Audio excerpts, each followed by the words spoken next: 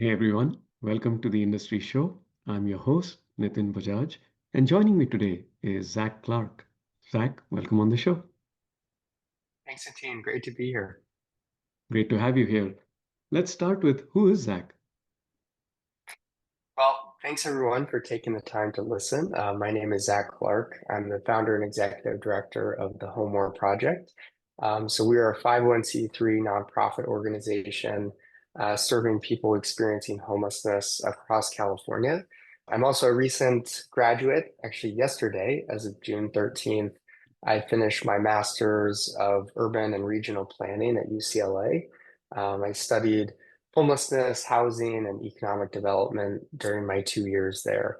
So I like to dibble and dabble in a few different things, but those are the two most noteworthy things right now. Well, congratulations again. And Thanks. tell us more about the Homework Project. More importantly, why do this? I mean, you could be doing so many different things. You learned urban planning and studied a bunch of challenges. You're aware of a lot of opportunities. Why Mhm. Homework? Yeah, it's a great question. I love telling this story. So about, let's see, in 2019, so now about 6 years ago, I moved across the country from Atlanta, Georgia to study international business and marketing at the University of San Francisco.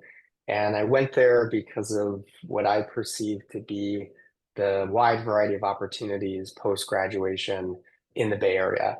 And of course, 2020, shortly after, was quite a noteworthy year for COVID-19. And so shortly after the pandemic had began, I moved into my first apartment in downtown San Francisco.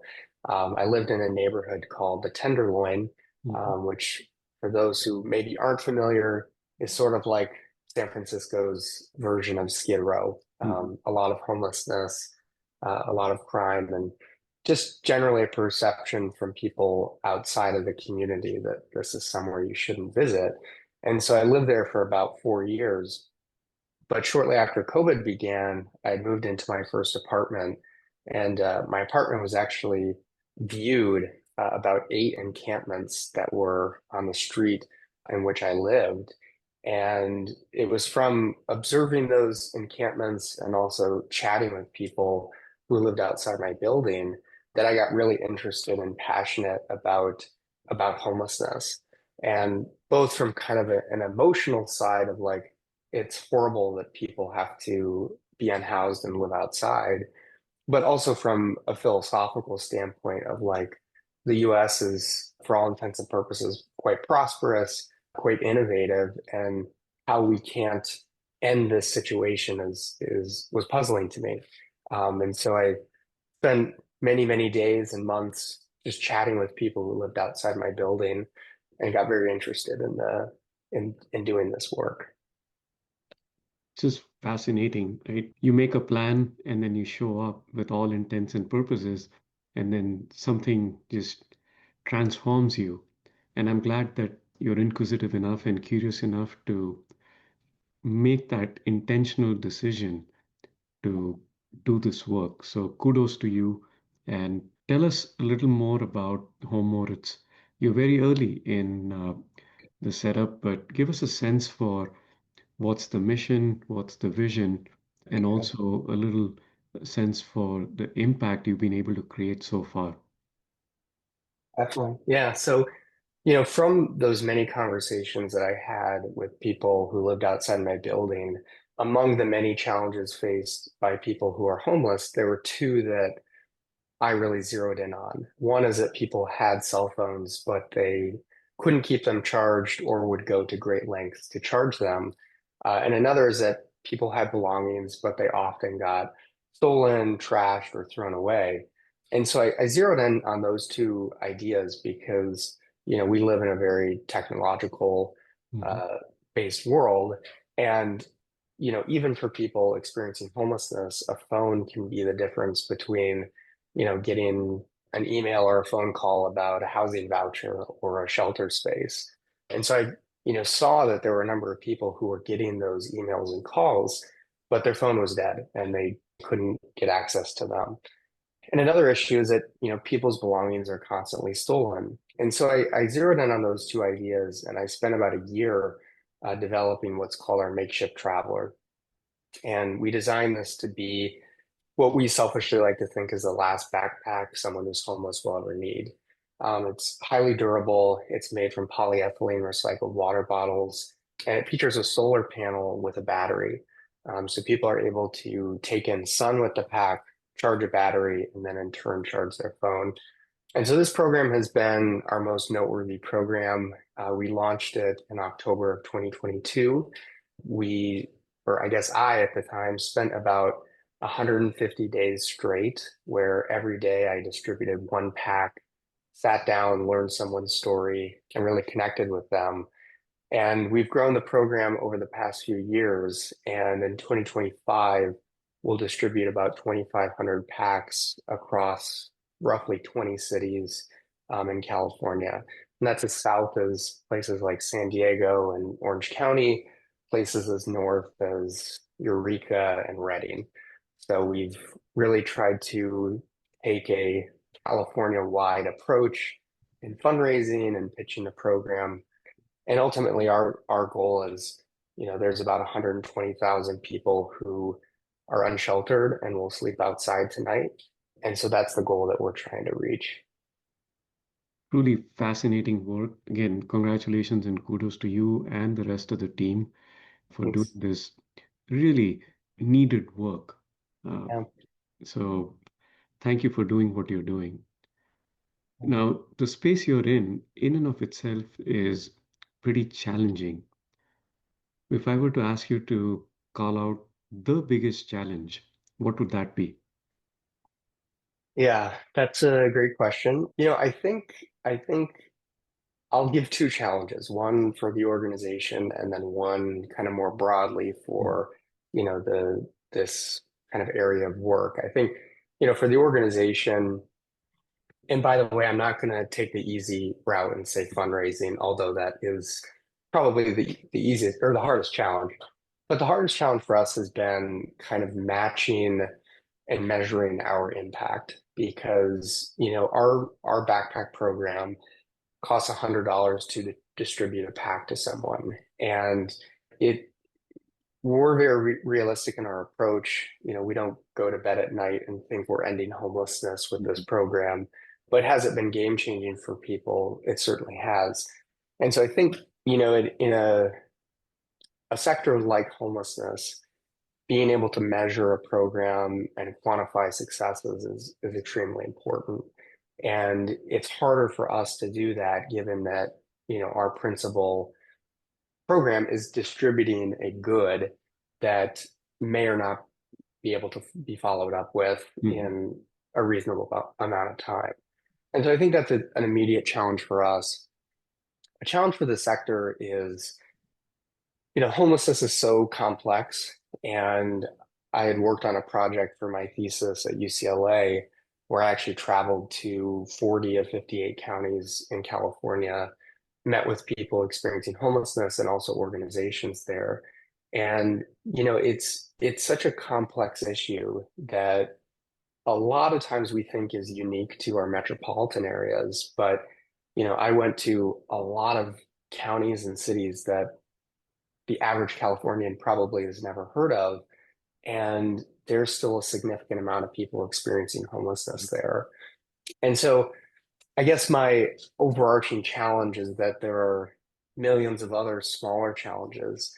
It's such a complex issue. And I think one takeaway that I've had from doing this work for 4 years is that there are certainly pathways into homelessness, but homelessness is a deeply, uniquely personal situation.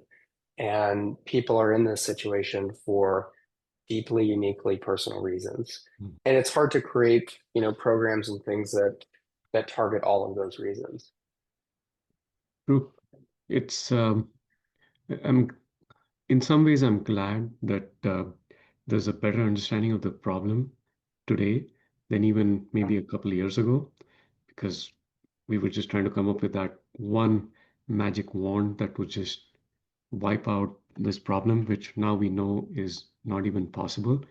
So I'm glad that you have taken on the mantle to solve for what I would expect and believe is an elongated but still a temporary status.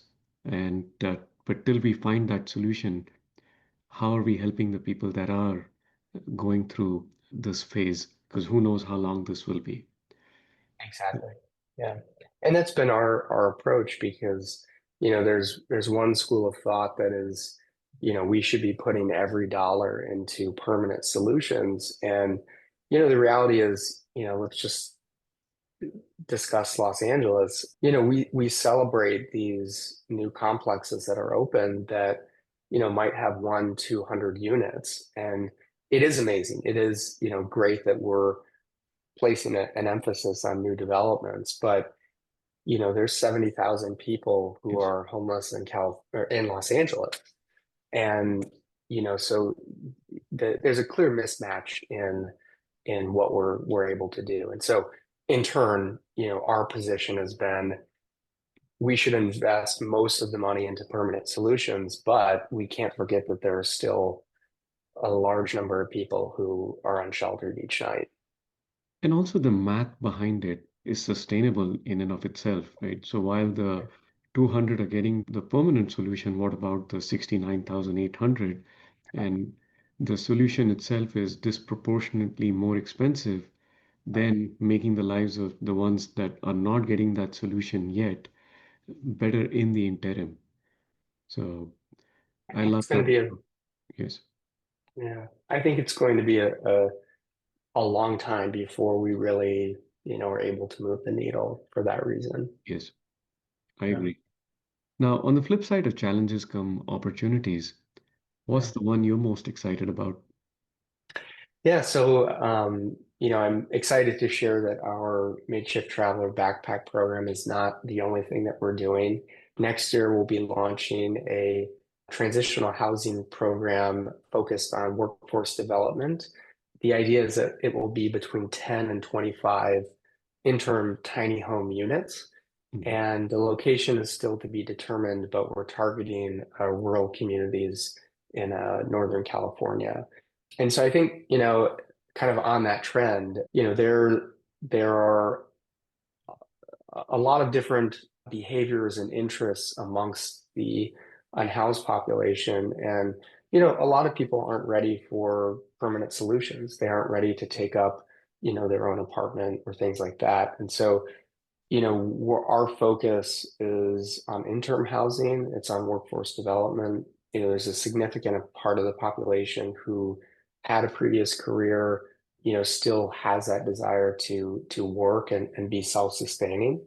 And so we're excited that we're working towards launching that program next year. Very cool. Super excited about that. Yeah. Now, as we look forward into the future, I'd love for you to pause and reflect and share two moments where one, things did not work out as you had expected, there was disappointment, failure, and some lessons, and another instance where things exceeded your expectations and became a success beyond your imagination. That's a great question. I'll start with the kind of disappointment. And we had launched this program, the backpack program, on October 1st, 2022.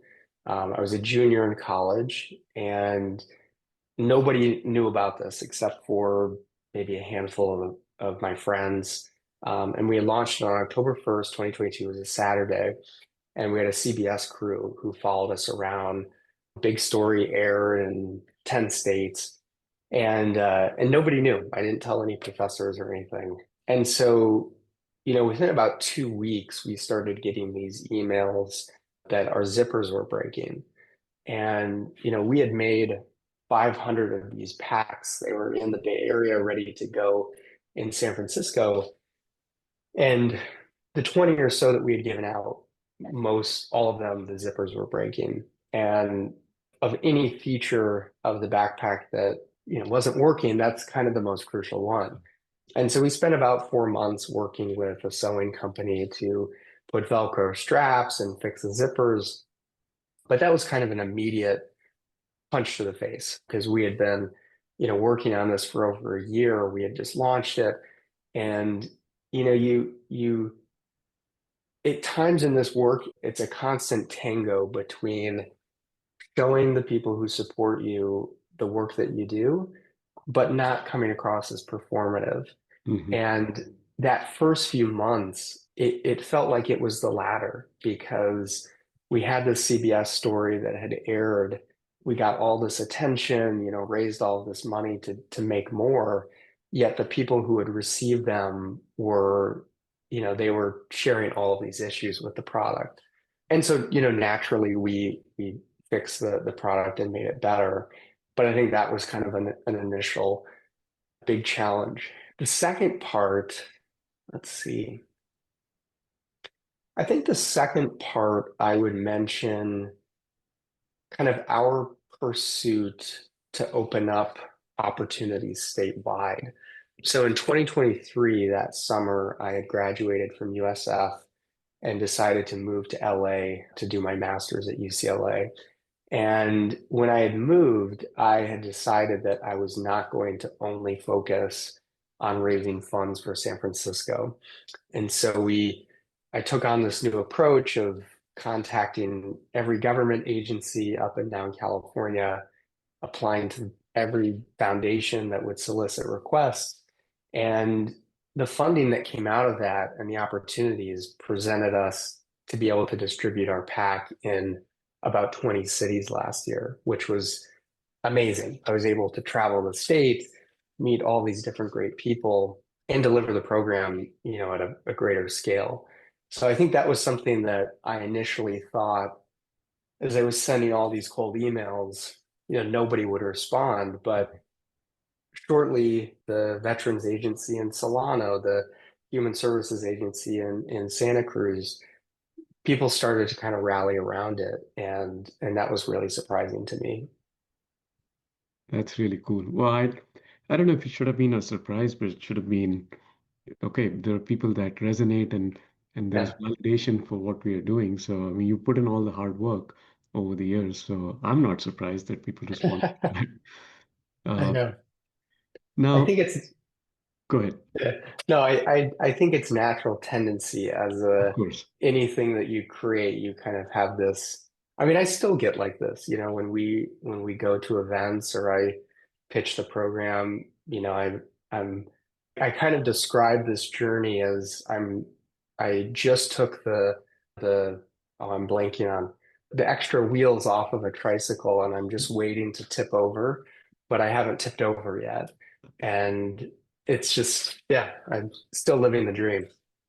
Love that. And I don't see you tipping over anytime. Right. Um, this is fascinating work that you're doing. Now, Thanks. as you're clearly passionate about this, but I like to ask people, what do they do to step away from this? And I'm sure it's fun to see, it's very rewarding to see people benefiting, especially your beneficiaries getting the rewards of your passion and your labor of love. But what do you do to de-stress, step off the gas, and just go have fun? Yeah. Well, not to sound like someone on an infomercial, but I'm very active. I like, going to the gym, Hmm. very rooted in some daily activity, whether it's lifting or running or something like that. Um, And I also am very thankful that my organization, we're at a scale right now where we have two paid employees, one of them being me. We have a few interns, and then we have a board who's very supportive of me and everything that I want to do. And so, you know, I I guess it's a gift and a curse that at times my ways of de-stressing are other forms of work. But there's a lot of projects that I'm interested in. I'm not interested in solely homelessness. I'll be directing a business program at Georgetown this summer for a month and a half. I like to get involved in different things and dibble and dabble as much as I can for now. I love that. It's good to have those avenues to be able to project your creativity, your passions, and be it doing a heavy cardio or just, pushing weights. It just gets the motions going and Yeah, keeps you alive and active. I love that. for sure. Is, is there a book or a podcast that is a favorite and you would like to share? A good question. I would kind of intersect the two and give Mhm. you a person, someone I've followed for the past few years, and I'm a big fan of is a guy named Scott Galloway. Nice. Um, and it's funny because my girlfriend or my family will pose these questions of like, oh, if you could, have dinner with one celebrity or you could meet one celebrity, who would it be? And they expect like, oh, I wish it could be, LeBron James or something. But it's actually Scott Galloway. Like I would love to meet him. Do you know Scott? Yes, he's Yes. fascinating. The professor. Right? Yes. Yeah. I just love him, the way he articulates things and yeah, I'm a big fan. So his podcasts, I have I don't know if it's six or five or six of his books. I'm a huge fan of his. So yeah, Yeah, he's an amazing guy to know of, and to yeah, follow. Um, sure. Now, on to my favorite part of the show. We call it the one-line life lessons.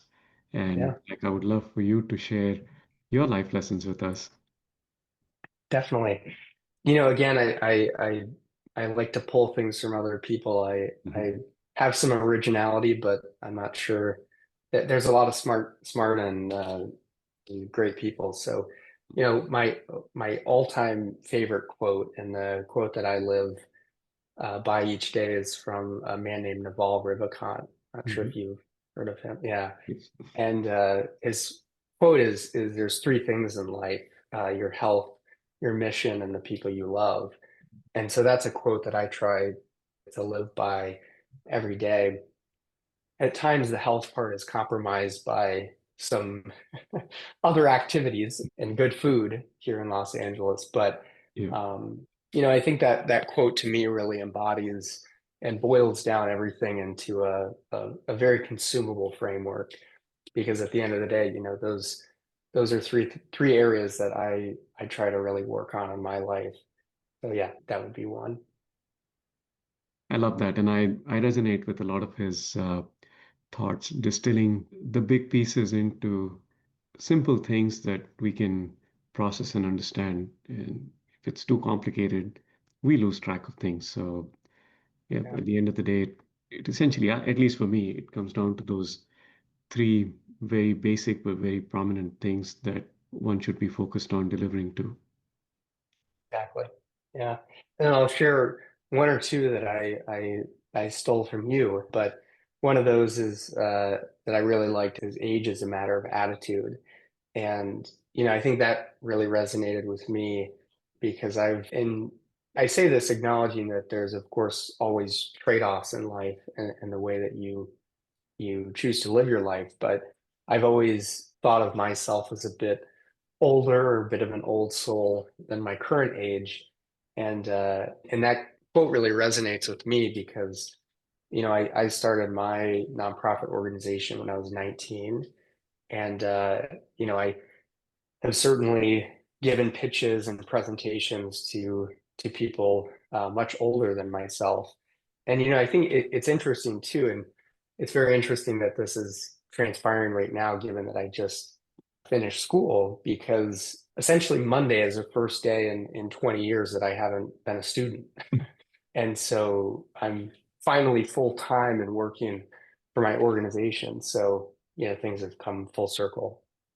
Well, congratulations on that milestone. It's uh, and I would say, more than age, more than the older perspective to it, it's the clarity and with that, the wisdom that it brings along. So you're a role model and a living example of that.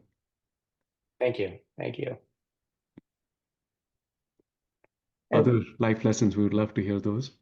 yes, another one is life is a marathon. I've always resonated with that quote as well. I think that it I have these kind of reverse thoughts in in this like perspective of time that life is, and I'm 24 right now, and I have these kind of like these almost anxiety attacks at times that are like, oh, I'm turning 25 this year. I'm 5 years from 30. Like 30 sounds so old. And then I have these other thoughts of I've really only been an adult for 5 or 6 years. And like selfishly, but I'm proud of what I've done in those 5 or 6 years. And so like think about what I could do in another 10 years. And then I'd be 35, which, doesn't sound that old. So I have these kind of like reverse, like just presumptions about time that I, of course, haven't experienced. And I think I always go back to that same thought of like, life is a marathon. I'm playing a 10-year game. I'm not playing a 2 month game. And so I try to have that perspective, but at times it's like, wow, I'm 25, I'm quarter of the way to 100. But yeah, so I love that pressure, but I also yeah, love that the pause you're able to get in saying, okay, what's on the other end of it? What have I accomplished so far? And yeah, be able to not pacify yourself, but say, dude, chill. I mean, it's okay. yeah, We're doing great. It's almost like you're talking to yourself, right? You're kind of stepping out and having these arguments with yourself coming right. from two extremes. So I see that as a sign of a lot of maturity again, where Yeah, you're pushing yourself, but not mindlessly. yeah. It's important to have that at times it's funny because I sometimes think like that perspective is very good and it's healthy, but at times it's like, I kind of wish maybe we always want what we can't have, but Mm. at times I think of like maybe it'd be nice if I didn't have any perspective at all and I just kind of lived the day like not thinking about anything else. And kind of like the you look at the animals around you and you're like, huh, does that dog isn't planning for tomorrow, so I don't know. It's different ways to live life for sure. Yes, I agree. We are who we are, and as long as we put that and put ourselves to the purpose and the passion and keep driving us, we're fine. We're not judging ourselves. So that's the best thing. Yeah, definitely. Yeah. Let's see. I have one more, if that's good. Please. And this question kind of actually leads into a project that I'm going to be pursuing in the fall and early next year. But that question is what's your story? And I pose this question as I'm working through a new project that I'm hoping to compile 1,000 stories of homelessness into a single book later this year. And it's that phrase is kind of makes me think of a lot of things. Of course, we're living in quite a divisive time right now. We're both in Los Angeles. There's, of course, a lot of things going on Hmm. um, right now. And, I think for a topic like homelessness, um, homelessness is so visual. And what happens with it being so visual is that we observe people who are experiencing homelessness. We make assumptions, and then those assumptions turn into generalizations that we share. And there's so many narratives about people experiencing homelessness who, and what I think are just quite wrong, having done this work for the past 4 years. And so this project that I'll be pursuing later this year really tries to get at that narrative that I think is false, and to share enough stories at a scale that I think is meaningful and people can really read through and understand. So that's a project I'm excited about. Again, the core of that project is to ask people what their story is, and try to document that in a consumable and helpful manner. It sounds super exciting. I'm looking forward to that. It's a fresh perspective, I believe, that's missing and is very needed, especially where we are and kind of beat through those perceptions that people tend to have, as you said. So, Zach, again, congratulations on all of your success so far. And I know you're just getting started. And thank you again for making the time to share your journey, your story, and your life lessons with us. Also, congratulations on the graduation and no pressure, but we're looking forward to you continuing to make some really good impact in our communities. Great. Thanks so much for having me.